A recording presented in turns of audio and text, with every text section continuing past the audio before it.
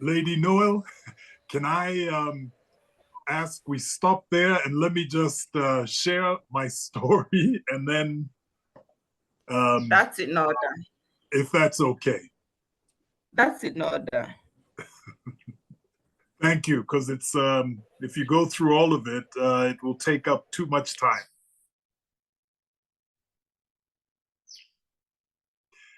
Good morning, everyone. My name is Kitili Mbathi. I've just been introduced, and I would like to thank you for the opportunity to share my journey. I would especially like to thank my brother Odhiambo Olale, who introduced me to this forum. And although I hadn't heard of it before, I see a few names that I'm familiar with. As mentioned, I currently manage a venture capital fund which invests in fast-growing tech-enabled businesses. The title I was asked to talk about is The Making of a CEO. And I wish I had the exact formula for what it takes to be a CEO. I don't. But at least through my corporate journey, I have a few thoughts I'd like to share and leave some time for some questions or discussions on what goes into the making of a CEO. I started my professional journey after graduating as a management trainee at what is known today as NCBA. At the time, it was called Commercial Bank of Africa. And as a management trainee, I was trained on how to be a relationship manager. At the time, we called them credit managers, and our job was to manage the relationship between the bank and medium-sized businesses.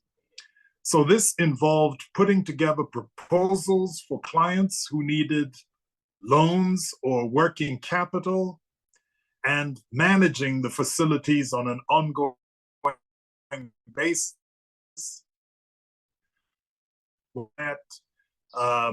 When they were overdrawing their accounts and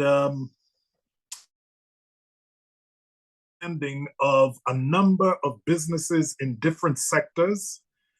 And one of the things that has stayed with me today was the need to go out there and actually try and understand the business by going and visiting them at their site and understanding the clients who they address.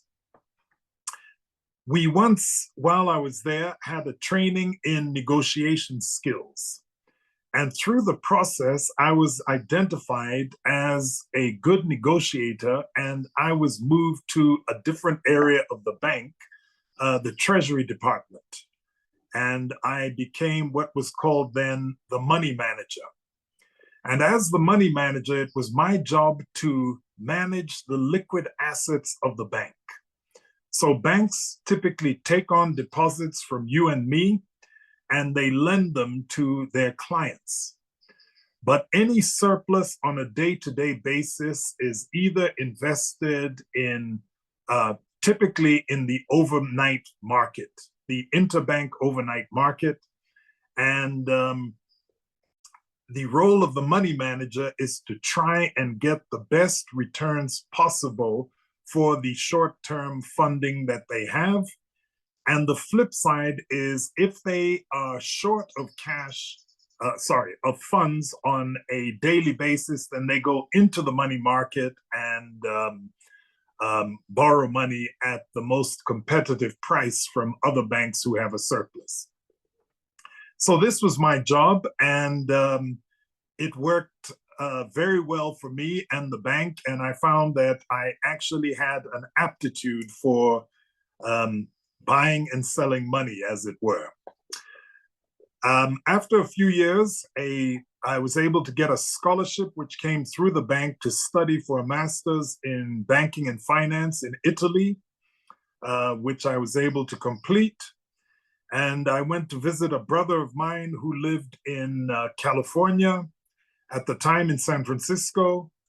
And I decided, wow, this is a beautiful place. Let me find a job for 3 months and then come back home. I ended up getting a job with what was then one of the large financial services companies at the time. It was called Merrill Lynch.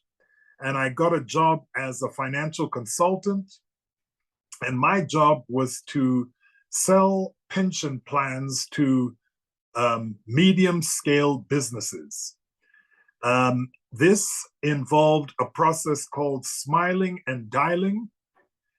And when you smiled and dialed, you essentially went through a list of potential clients and had a hit rate, if you were lucky, of 1%. So for every 100 clients or leads you had, one would become a client. And the motivation was the more clients you got, the more assets you had under management, then the higher your pay. So this was an extremely taxing job, but one of the best jobs I've ever done because it was a team of highly motivated people. Their motivation was to get as many clients as possible and earn commissions as high as possible. So we were in the office at 6 o'clock in the morning and would leave at 8, 9 o'clock every night. And nobody mandated us to be there, but just the incentives kept us going. After about 4 years, I came back home and took a job with Barclays as a corporate manager in a division called Barclays Merchant Finance, where we dealt with larger corporates who were doing more sophisticated transactions. And one of the key transactions I was involved in was the floating of housing finance, HFCK at the time, onto the Nairobi Stock Exchange. A couple of years later, I was invited by Citibank to go and talk to them. The head of HR just asked me to come and said his boss wanted to talk to me.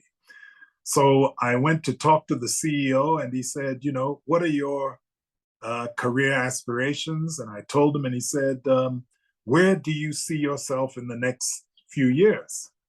And I gave him my thoughts and he said, what if we were to offer you a position which puts you at that position today? And I said, wow, I'd have to think about this, but it didn't take me long to think about it. And I joined Citibank as the regional vice president in charge of treasury marketing. And it was a job where we brought in clients who were looking to do foreign exchange, buy or sell dollars mainly, or who had surplus funds to invest. It worked out very well for me for a few years. And then, as sometimes happens in careers, I had an immediate boss who he and I just couldn't get along. So I applied for a job at Stanbic. They were offering jobs for an opportunity for people who wanted to work in various places in Africa. So I applied for a job and was appointed the general manager of Stanbic Kenya, who was reporting to the managing director. And in that position, it was my job to look after the credit evaluation team of the bank, the relationship management, and the treasury function. 9 months into the job, a former colleague of mine invited me to join what was then the Dream Team, which was the economic recovery team under Dr. Richard Leakey, and someone whom I see has spoken at this forum, Dr. Martin Oduor-Otieno, came and approached me to join as the investment secretary. He at the time was the permanent secretary to the Treasury, so I joined as the Treasury secretary, as the investment secretary in charge of privatization, and with a specific role of speeding up the privatization process, because there were a number of parastatals, which there still are, which are either a drain on the Treasury, on the exchequer, or are not run as productively as they could be. One of these was Telkom Kenya, which had a small subsidiary called Safaricom, which of course is the largest corporation in Kenya today. So I joined as investment secretary, and this was a baptism of fire. It was one of the best and most challenging jobs I've ever done. And after close to a year, I was addressing a conference of the Commonwealth Business Council and sharing the opportunities for investment in the privatization of parastatals. And the audience was not very receptive to the message I was portraying. So I went back to the office to tell the PS, Dr. Otieno, that who was due to speak immediately after lunch, to be prepared for a hostile crowd or hostile audience. When I got to his office, I found his secretary and the receptionist crying. So I asked, "What's wrong?" And they told me, "Haven't you heard?" So I said, "Heard what?" So she said, "The PS has been replaced." I said, "Really? And by whom?" They told me. And I said, "And who else?" And they looked at me and said, "And you." So I had the distinction of being fired on the 1 o'clock news. And so I left. And part of my taking on the job was that my previous employer had to agree to hire me back in a position at the end of my contract. So I was fired before the end of my contract, and now my employer, my previous employer, Standard Bank, had to find a job for me. So they were appointed me as general manager of Stanbic Tanzania, reporting to the managing director. And at the time, there was a big challenge in Kenyans getting work permits to work in Tanzania. I hope it is much easier today than it was then. So after about 3 months of waiting, the work permit hadn't come through. So my regional director called me up and said, "We've got another job for you." And I said, "Oh, really?" And he said, "It's in Uganda." He said, "Would you mind working in Uganda?" And I said, "No, it's East Africa. It would be great." So he said, "This time, instead of making you the general manager of our bank, we want to make you the managing director." And he said, "How would you like that?" And I said, "It would be great." And so I was appointed the managing director of Stanbic Bank, Uganda. And when I went there, it was a 2-branch corporate bank with 100 employees. And so it fit right into my sort of background, because I had come from a corporate background. It was small, and it was the kind of CEO-ship that one would aspire to as the first CEO position. After I had been there about 2 months, the chief executive of Standard Bank Africa called me up and said, "Oh, by the way, the government has invited us to bid on the largest commercial bank in Uganda, a retail bank called Uganda Commercial Bank. And we're thinking about bidding for it." And I said, "Okay, that's good, interesting, but what does that didn't have much to do with what I was doing." So I carried on with my job. He called me up a week later, or sorry, a month later, and said, "Oh, we've been selected as one of the two finalists." And I said, "Okay, that's good." 2 weeks later, he said, "We are the preferred bidder, and we are likely to buy this bank." And I said, "Wow, that's interesting." So he called me up and he said, "Okay, we have now agreed on the terms of buying this bank." And this bank was a countrywide branch network. It had 69 branches and 1,400 employees. So I was running a bank with 100 employees and 2 branches. So I asked him, what are you going to do with me?" So he said, "What do you mean, what are we going to do with you?" And I said, "Well, if our Stanbic acquires this bank, you need somebody with retail banking experience. I haven't had any retail banking experience. I'm a corporate banker." He said, "No, don't worry, we will train you."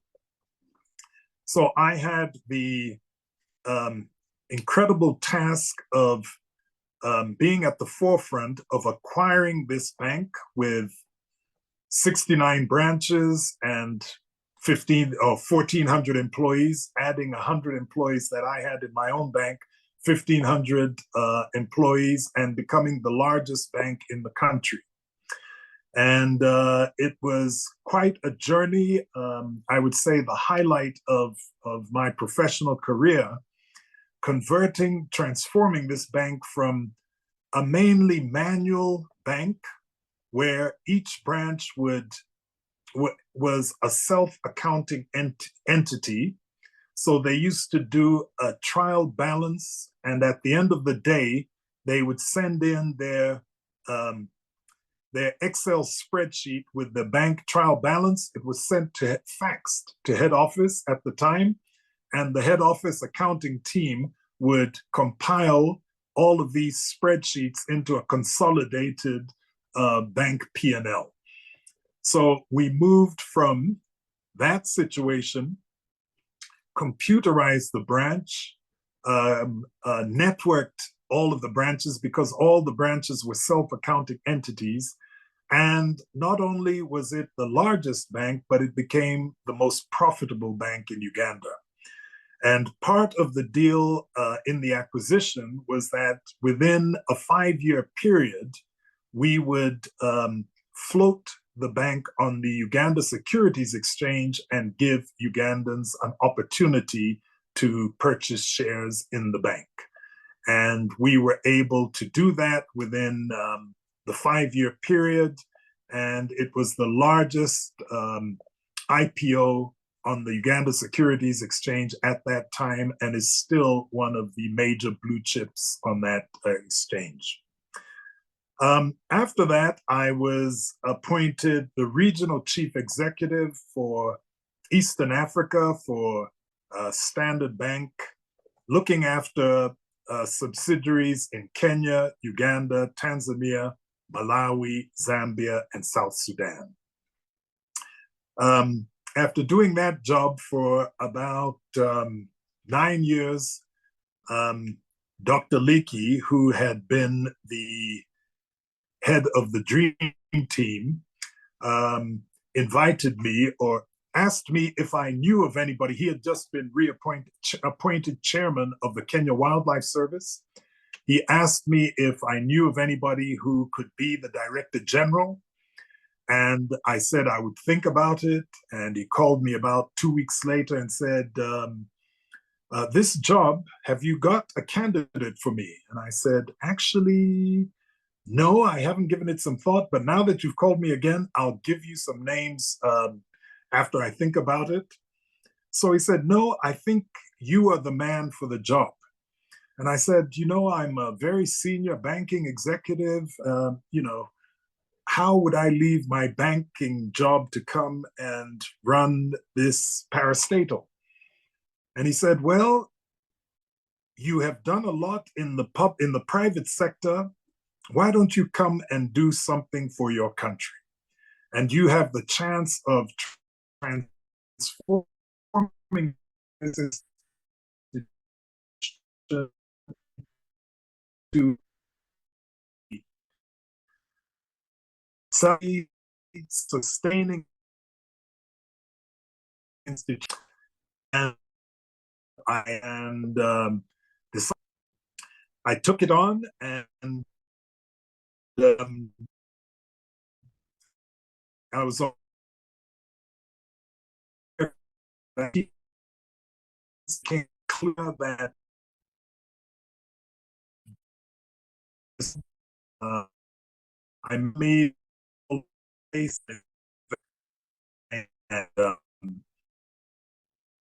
the venture capital. So, what lessons can I learn?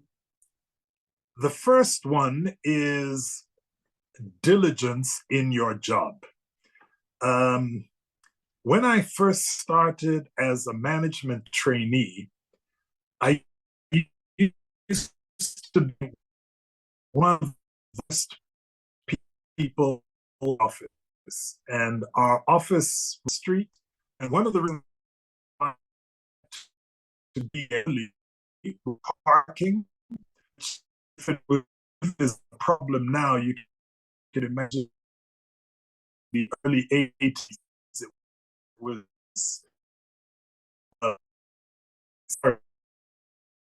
It was the early day.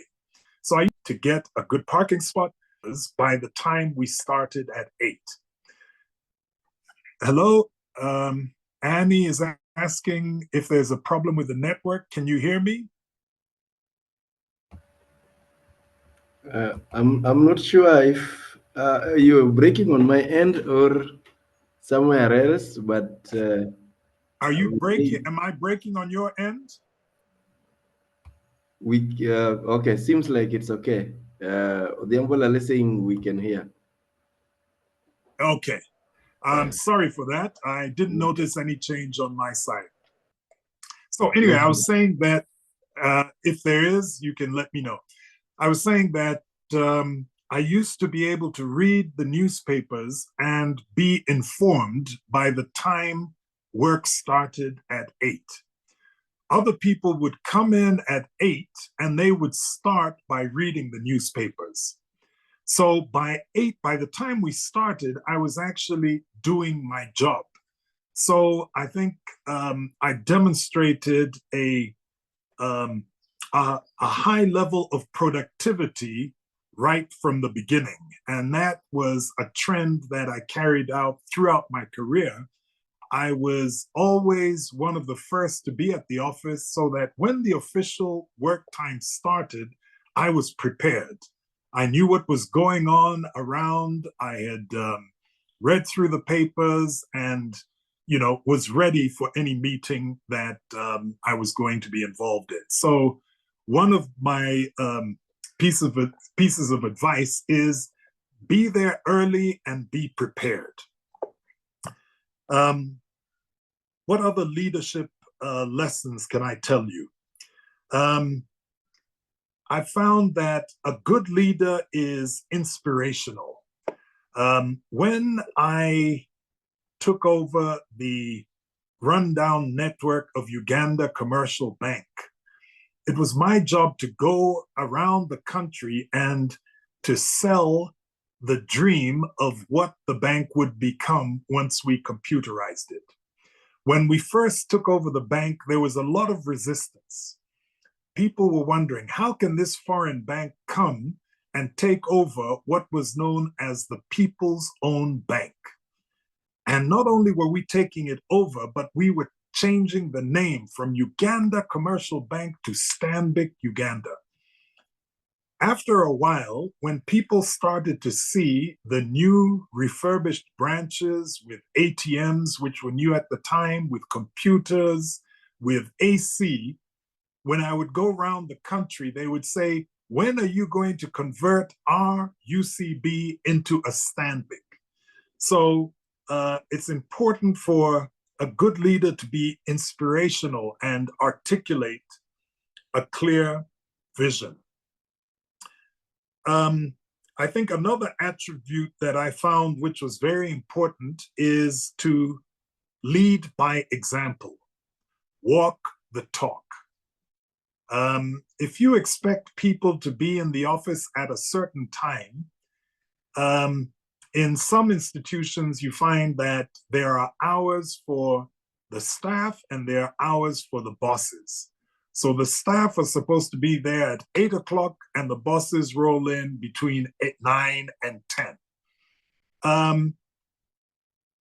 It becomes very difficult to believe in a CEO like that when, they have rules which are fit for them, but other rules which you need to abide by. So it's important to walk the talk. Another lesson I learned the hard way was to accept responsibility. When you're at the top, they say the buck stops with you. And that is true. Accept responsibility for things that don't go right. The other thing is it's important to be able to share the credit for any success that comes to the institution.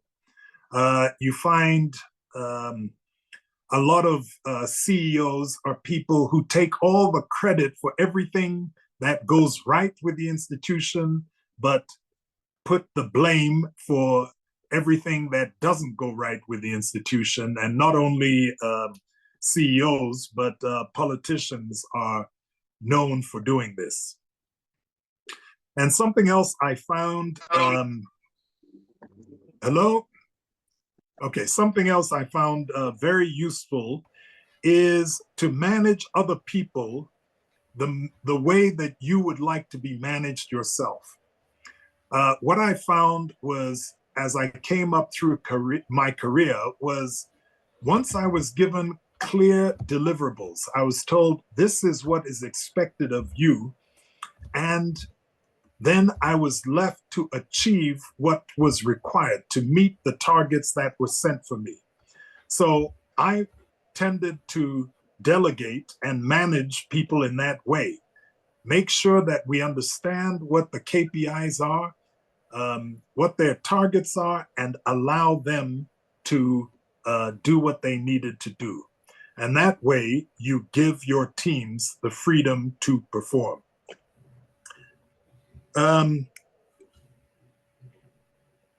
Something I found about transformational leaders is they are people who fire up people's emotions by painting a clear, exciting vision of the future and lay out a plan to achieve that vision.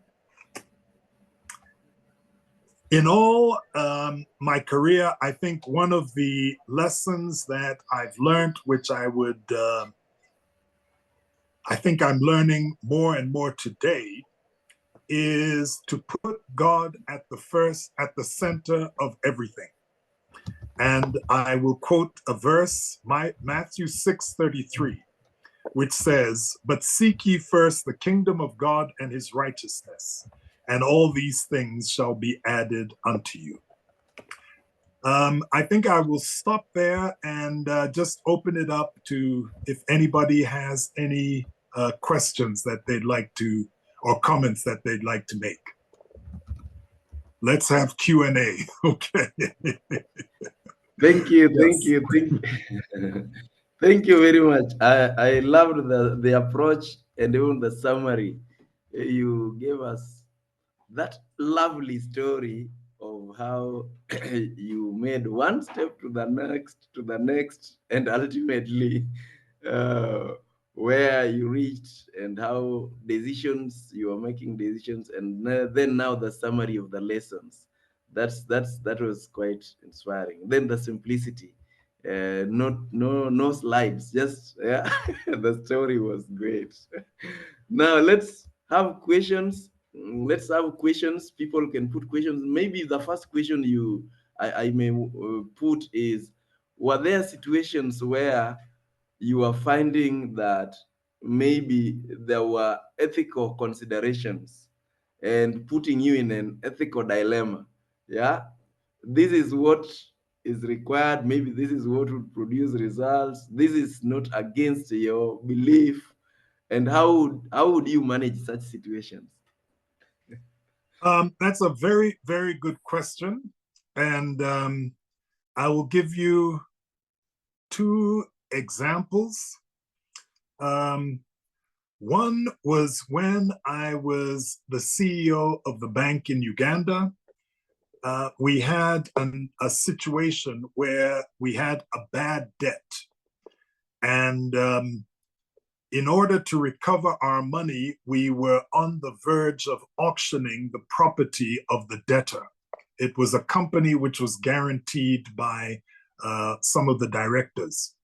So we were on the verge of auctioning it, and we had a third party who came in and was able to negotiate a deal to purchase the company and to avoid the auction.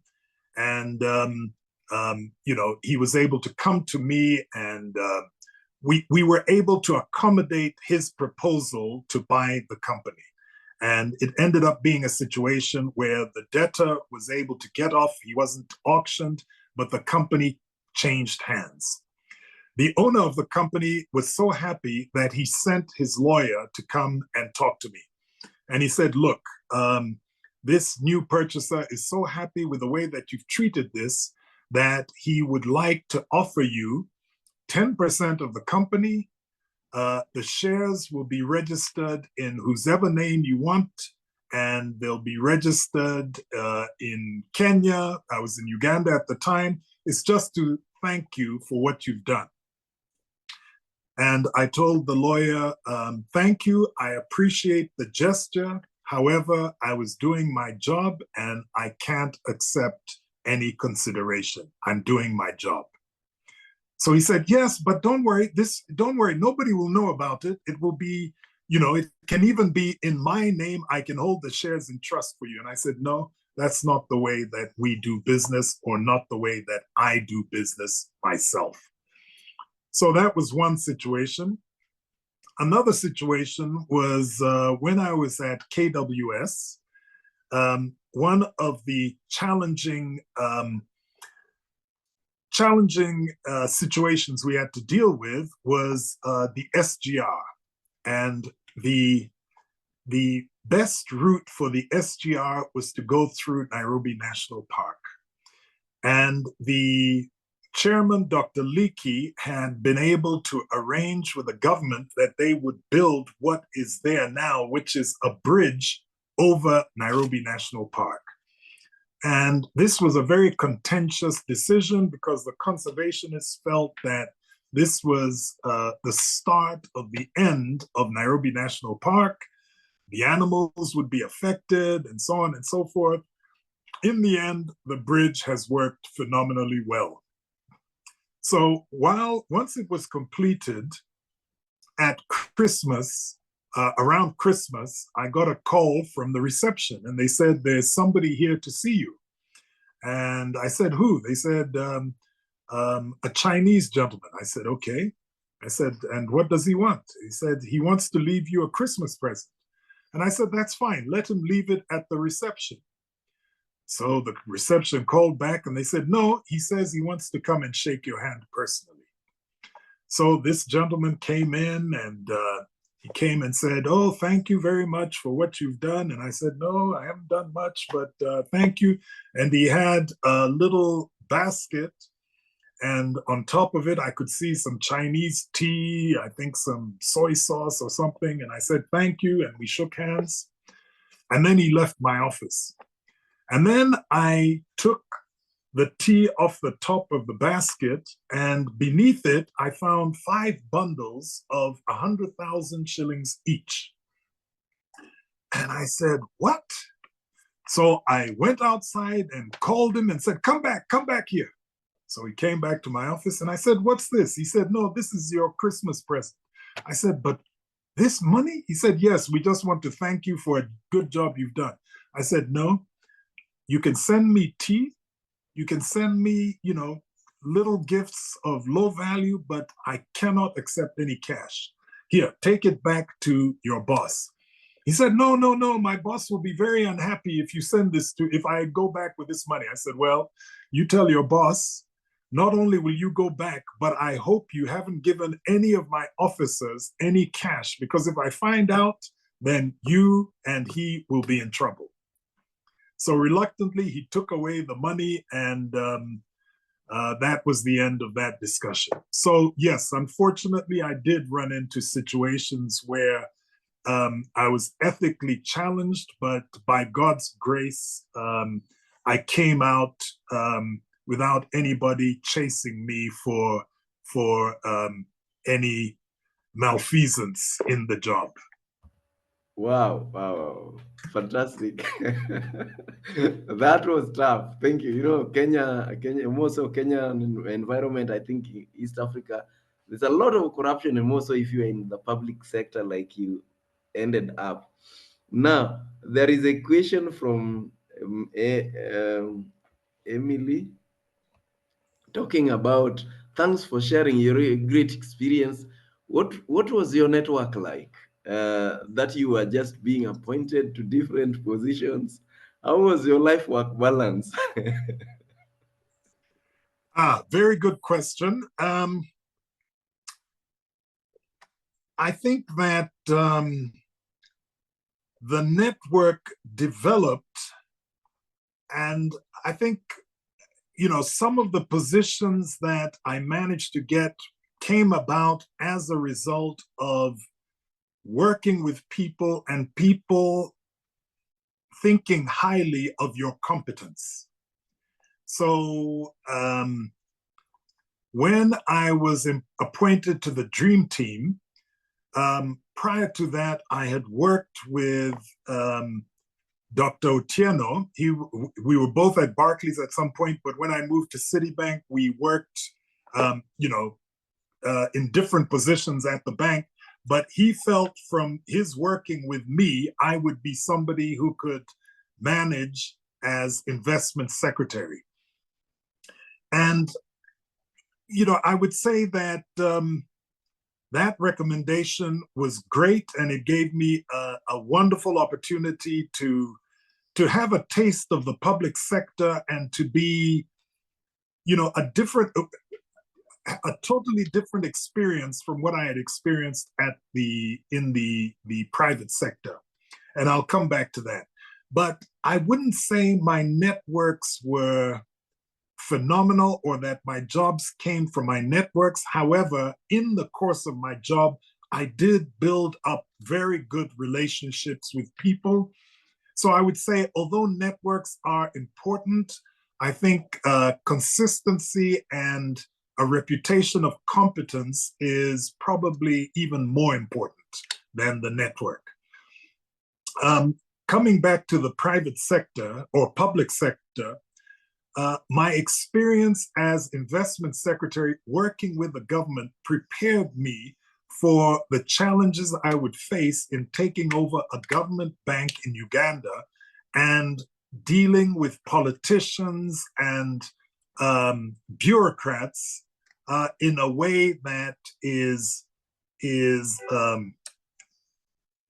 different from the way that you deal in the private sector.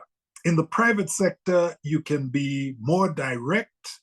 You can tell people, you don't have to beat around the bush. When you're dealing with the public sector, and especially at a senior level, you have to be differential. You have to understand how to put a point across without seeming too pushy. And, so God put me in different situations which prepared me for other situations that I was going to take on. Thank you. I would love to listen to this all day long. There are lots of comments and questions here. I think Dr. Melvin has asked something which I think is related to what you've just answered. What was the role of destiny helpers, headhunters in your career? I believe it's something related to what you said, consistency and reputation building that also grew your network, which therefore enables other people to be able to recommend you and think about you when they are thinking of the fit person, the right person for the job. Yeah. And then there is this one from Dr. Florence Ambayo. How did this affect your family? I am assuming you had a family. Many executives struggle with work-life balance, and sometimes the children and the spouse miss their presence. So Yes. there is that, and then you could also uh, add to, after delegating tasks, how do you ensure you get timely and high quality feedback? So it's family and then delegation thing. Okay, very good. The family question is a very good question. When I was offered the position as investment secretary, I thought this was fantastic. It would give me a chance to do something, give back something to my country, and really try and put some of these inefficient parastatals into private hands and make them more productive. So I thought it was a fantastic opportunity. When I went to tell my wife the good news, she looked at me and said, "Are you crazy? Look at your young children. These jobs, you want to put yourself in a position where, you become vulnerable, you could get fired any day, and you can't take that risk with your children. They're too young." So I had to go back to Dr. Otieno and tell him, well, although I was very keen to take on this job, I've got so much pressure at home that I can't take it on. So thank you for the consideration, but I won't be able to take it on. So he called me a couple of days later and said, Dr. Leakey wants to see you at 7 o'clock in the morning at his office on such and such a day. So I went to see Dr. Leakey, and he was sitting behind a huge desk. And at that time, he had had an accident, the plane crash, where he lost his legs. So he had these prosthetic legs, and he came around his desk to shake my hand and welcome me to sit down. And he said, look, I don't know you. Nice to meet you. I hear good things about you. But tell me, I'm told you don't want to take on this job. Then he looked at me. If we don't help our country, who do we expect to turn this country around? So I told him I had, I was very keen on the job, but, I have pressure at home, which won't allow me to take on the job. So he asked me, what would enable you to take this job? And I said, if I was guaranteed by my current employer that after I leave this job, they will take me back, then I think I can convince my wife. So he got me that guarantee, and then I was able to convince my wife and take on the job. One condition she mentioned was, I don't want those APs at my house. Let's keep our private security guards, but please don't bring us APs. And so that was the condition I did. Then another challenge came. My wife is a career woman, and she had a very good job in Nairobi, and here I was getting appointed to a job in Uganda. So for a year, I was in Kampala. My family was in Nairobi, which was a big challenge, but fortunately, her company was able to transfer her to a job in Uganda. So we were both able to work in that position. Now, delegation. This is a big challenge, and micromanagers find it very difficult to hand off because they don't know how to monitor what is being delegated. So what I found was a useful method was to delegate and have regular scheduled times when I would get feedback. So I would schedule times. Monday mornings were a good time for me, where I would get the department heads to come and report on what was happening in their departments. And I would keep notes of the specific tasks that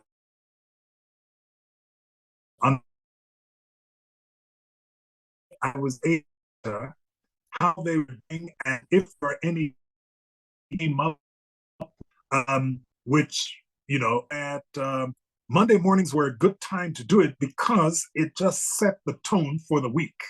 I heard somebody saying that one of the reasons for this forum is so that Monday doesn't seem like a boring day.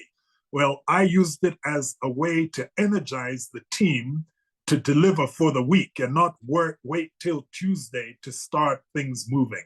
So it's important to delegate, but then to have regular feedback. Beautiful. Thank you. I think time is really gone. We have beautiful comments here. Maurice says, excellent speaker. I would love to be mentored by Kitili. Somebody says, what a beautiful and inspiring journey. Kitili, thanks for sharing. I wish your deep ethical approach would inspire the thread of our current national landscape. And there is also from Dick, this should be your book, your legacy. Actually, as you speak, I'm currently reading the Martin Oduor's book, and I'm able to relate those stories, like when you moved to, is it Citibank, and he was feeling like Yes. he worked with you much better there, even much more closely, because they realized that you are quite a good resource. And then even when the plane crashed with Dr. Leakey and all these other stories, so it makes a lot of, and you've been able to answer a question that I remember Maurice asked Dr. Martin Oduor, how did you secure your return ticket from the, you see, it was, I think, pressure, and both of you shared that, yeah? Yes. But Martin was able to secure that guarantee that he would get back his job, and you managed to do the same, which I think is quite brilliant, yeah. Yes. Political landscape more so at that time, you could not know whether you will be having work tomorrow after lunchtime news. That's true. Yeah. So thank you very much. I will call on Odhiambo to give somebody has said this should be a book, and then the other one, take home, have systems in place. That idea of systems has always worked for me wonderfully. And there was times there is a lot of I don't know whether there is time to answer this. I think we will have you some other time, maybe now, to talk about the investment wing, which is what you've been doing. Otherwise, at the moment, I will call on Odhiambolale. Odhiambolale, you can come and say a vote, pass a vote of thanks on our behalf, and then we can move towards the close. Good morning. Good morning. What a pleasure to be able to pass a vote of thanks for my friend Kitili. Thank you. You've done wonders, as I've even had people say here, and I can also confirm the same, that yes, your roadmap has been very good and it's very inspiring. And one thing that I think will stands out among many other things you have said is that one of the jobs that you had that was very challenging was the one as investment secretary, where you had to monitor what is happening on the radio, KBC, 1 o'clock news, and there you are. After 2 years, you are told that somebody heard from the radio that you are no longer there. That is how vulnerable CEOs used to be those days. But for this presentation, I'm sure there's a lot of take home for each and every one of us. And thank you so much for accepting to join us and to share your experience with us. We look forward to another session, as OPP has said. And like somebody else also touched it, that book of yours must be written. I was so glad to write the one of the Martin Odoro Tieno. And bado tutakutana kwa tent ya watu wa Nairobi about your book. Thank you very much. And be blessed. Thank you, Kitili. Thank you. Thank you. Beautiful, yeah. Dambulale is one of us, one of our leaders here, and very resourceful. Now I can see he's looking for a job there to write the bio. So, and you people did a good job in the previous one as well. The one for wanting to do that was great. Yeah, thank you. I think there is no any other place people can get such people, and we are grateful. I've loved it.